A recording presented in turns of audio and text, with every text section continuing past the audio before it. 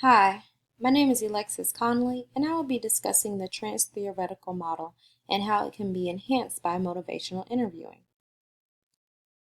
TTM is described as a system of steps in which clients progress through in order to initiate, complete, and maintain behavior change.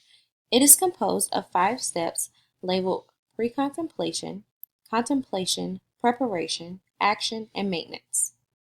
This model is appropriate for people who are very goal-oriented and like to visualize their progression. It allows for setbacks because behavior change is always a journey.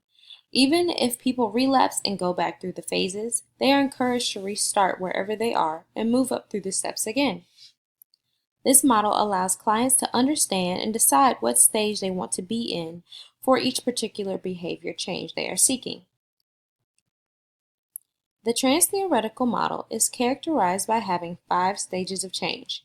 During the pre-contemplation stage, the individual refuses to take part in any type of change due to denial, fear, ignorance, low self-efficacy, or irritation.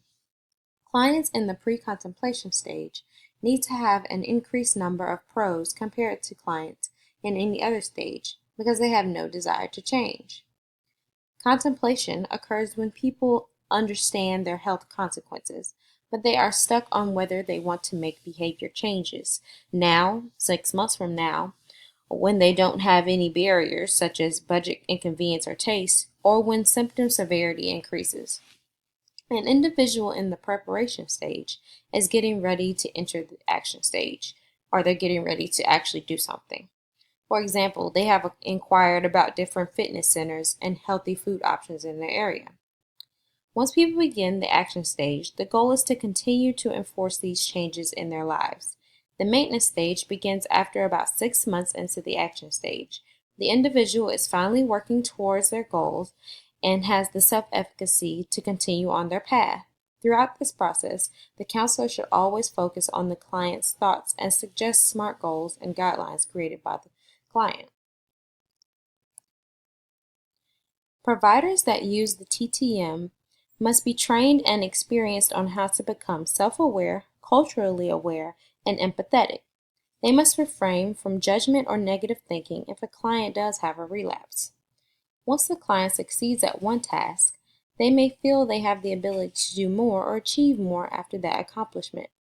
The point is to focus on past successes instead of failures in order to increase self-efficacy.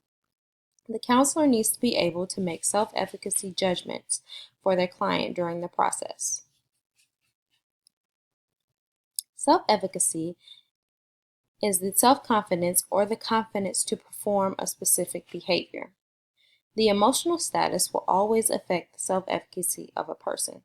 If the person is depressed or just isn't in the mood for discussion, it could have a major effect on their attitude towards the counselor or about themselves.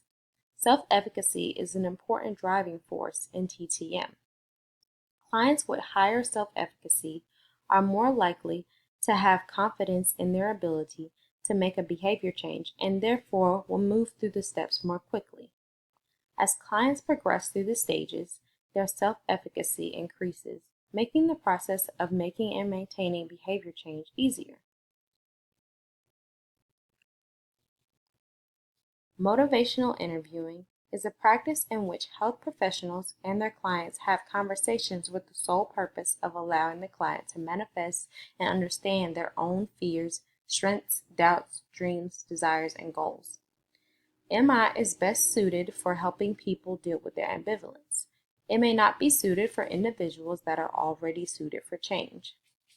Starting MI sessions may cause clients that have already made behavior changes to rethink their decisions and abandon their behavior change. Direct persuasion during the conversation should never be a part of MI because it does not work. The key fundamental of MI are acceptance, compassion, evocation, and collaboration.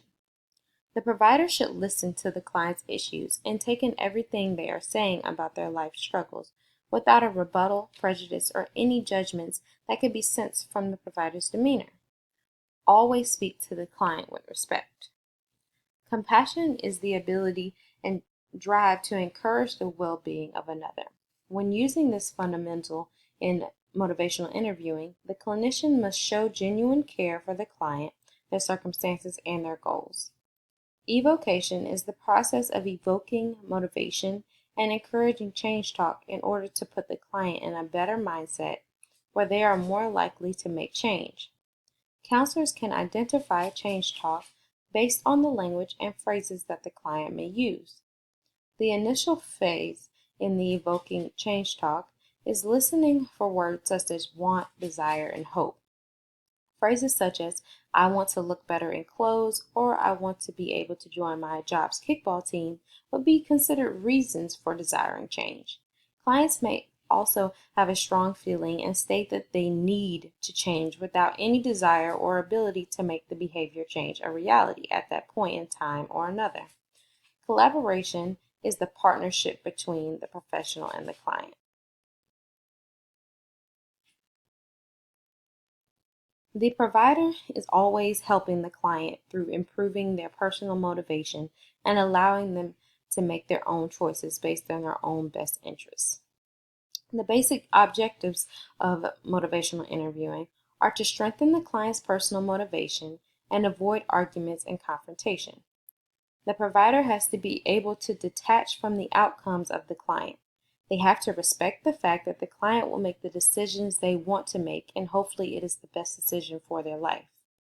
A substantial amount of training is required to prevent any judgment, shaming, or labeling of the client during this process. Research has shown that the TTM method or model can cause difficulties and setbacks in clients that are not actively seeking ways to create behavior change. Some clients may feel they are being pushed to comply with the behavior change while using this model. The enhanced version of TTM would still include the phases of change. However, it would not require the use of feedback, treatment plans, brochures, assessments on their condition before and after making behavior change, or any of these.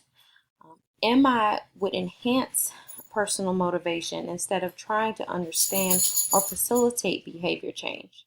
Providers utilizing TTM can use the practice of MI to get a better understanding of why the client is in that particular predicament, what they desire to change, what they are able to change, why they feel the need to change, or what are their reasons for change. Once they have these factors provided, providers can aid a client through the stages of change using a treatment method and timeline created by the client specifically for that client.